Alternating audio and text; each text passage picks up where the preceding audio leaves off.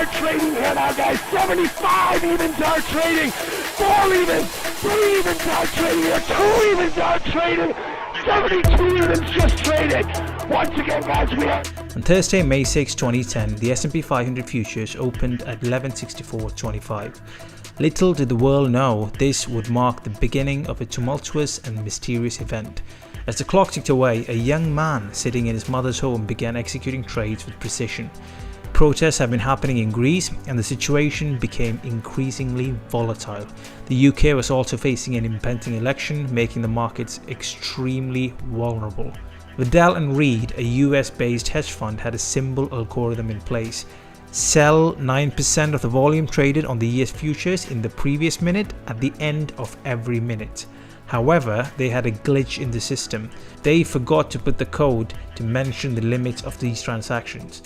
This action, is combined with the already unstable political and economic climate, would lead to a catastrophic event in the global financial market. By 1400 EST, the markets began to rapidly hit the bids, creating a massive downward move. High-end stocks like P&G went down 25% in under a minute. The market rebounded within minutes, but the chaos had already been set in motion.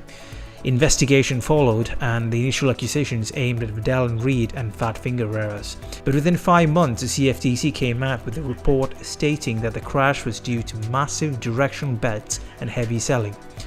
As the dust settled, a curious quant trader decided to backtest the flash crash.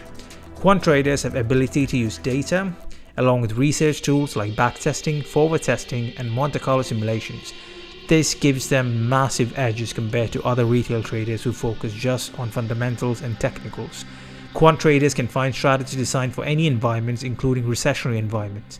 Here's an example of a strategy that was successful both last year and in 2008. This specific quant trader decided to download all the information on bids and offers on that unique day.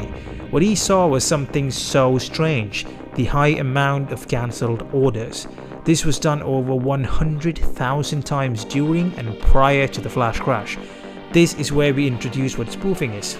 Spoofing is a methodology where a trader places a substantially large limit order, giving the illusion of massive demand or supply for a product, but with no intention of executing it.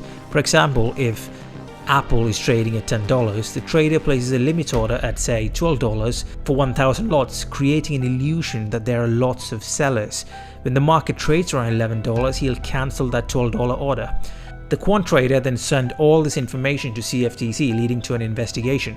The investigation revealed some interesting findings regarding a retail trader in London, Navinder Singh Sarao, who made close to $40 million by automating his strategies. The CFTC arrested Navinder and extradited him to the US to face charges. He initially faced 22 charges that could carry a maximum sentence of 380 years. Spoofing was not illegal in the UK at that time, but it was in the US. Navinder paid a fine of $12 million, and prosecutors decided not to push for a jail sentence due to the fact that he lost most of his money in poor investments, and he was willing to help the investigators in the future. The story of Navinder is something that is extremely mysterious. Just like many of the traders, Nav started his career by doing a course in proprietary trading firm in London called Futex. He learned many of the techniques in order flow and started performing well. He was known in the trading floor as extremely quiet and humble, and treated the trading markets like a video game. After his trading and initial success, he went on to create his own small company called Navsaroa Futures Limited.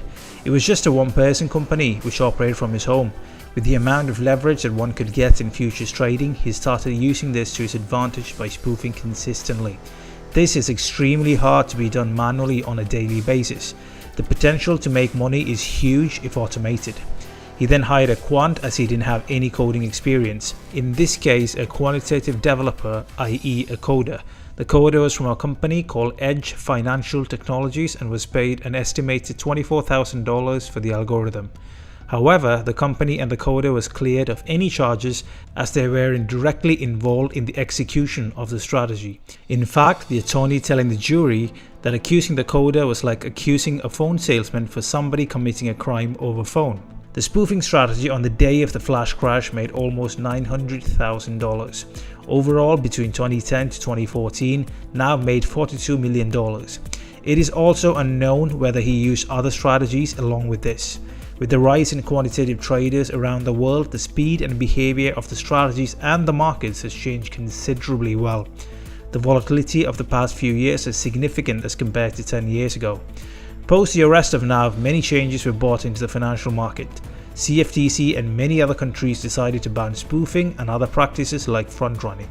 However, it is unknown if exchanges around the world have this rule and if traders are still using this strategy. Many of the exchanges don't have the technological infrastructure to identify these kind of orders, as the volumes of the exchanges have increased considerably. The amount of retail traders now in the market is substantially higher than in 2010. Even after all the accusations, there has been studies that prove that NAV alone couldn't have caused the crash. It was possibly a combination of events, and NAV's algorithm just being one of those events that contributed to the possible crash, similar to a butterfly effect, in which a small change in one state can result in large differences in a later state. The phrase refers to the idea that a butterfly's wings might create tiny changes in the atmosphere that may ultimately alter the path of a tornado or delay it. In the case of NAVs, the big spoof order creating a panic in the market which forced some traders to sell more, and that putting the market down further, which created a chain reaction of even more sellers and stop orders being hit. Questions were raised against HFT firms as well. Were they not doing the same thing, finding quantitative edges and executing orders so fast that normal traders couldn't compete? The flash crash till this day remains shrouded in mystery and uncertainty. Flash crash also happened multiple times since. The currency market has also been affected, such as the British pound in 2016, the Japanese yen in 2019, and even the European stocks recently in May 2nd, 2022. It is estimated that at least 12 mini flash crashes occur every day. This means that we will never know when the next big one will happen. The question is, are the systems prepared for such a move with many retail traders involved? Social media being active so much these days can add fuel to the fire. Are the retail traders prepared? Maybe it will be one of the new quant retail traders that could trigger another event.